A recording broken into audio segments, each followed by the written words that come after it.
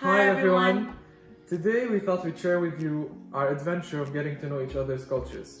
We've been together for a year and a half, and I come from an Arab background. My dad's Syrian, my mom's Jordanian, and Blanche is purely Quebecoise, and Quebec is the French province of Canada. And at the end of the video, I'm going to leave you with a small takeaway. Our biggest difference is language, and the first time I was kind of immersed in Jad's culture and language was at his place. It was in December. He was celebrating his birthday, although it is in October. And I was invited to his place to meet his family and about 20 to 25 of his friends. All Arabs, yes, and they all spoke Arabic. So it was very stressful. I got there, I was like basically shaking, and then everybody was like talking to me, asking me to say things in Arabic, asking me to like dance to Arab songs, which I don't know how to do. And it was getting better. And it was just very stressful to the point where at the middle of the night I just ended up in the bathroom on the phone with my sister. I was asking her like, what should I do? Should I stay? Should I go home? I'm so stressed, so uncomfortable. And I decided to stay even though I was very stressed. And we ended the night just playing music and singing, and it was very nice. And I really appreciated the fact that I stayed. It ended well, and the story about her going to the bathroom I knew about 2 months later. I couldn't tell him, you know. It was something.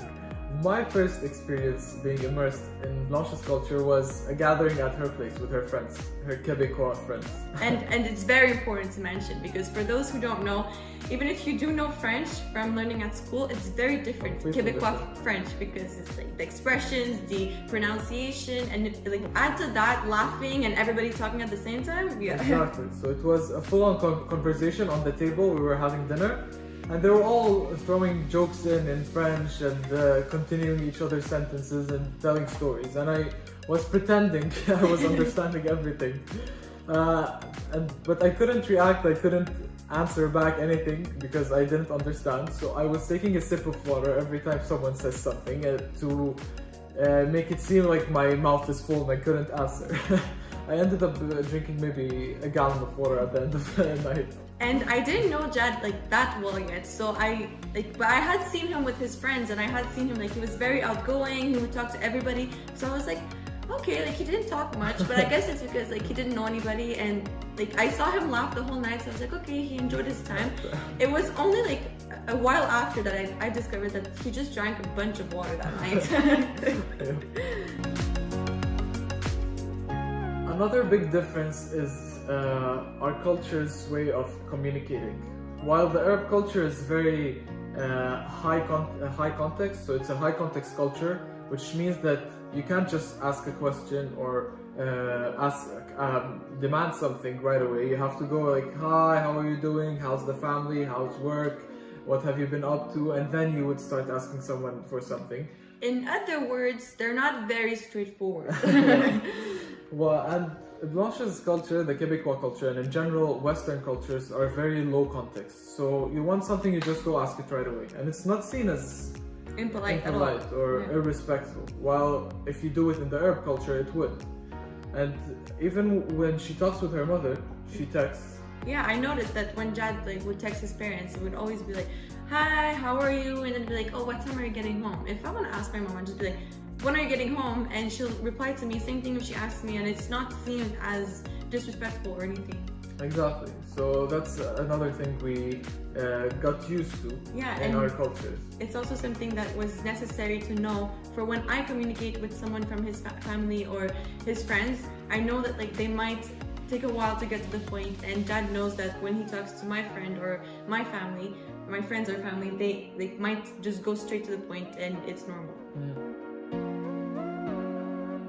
Something I discovered very early on is our difference on timeliness.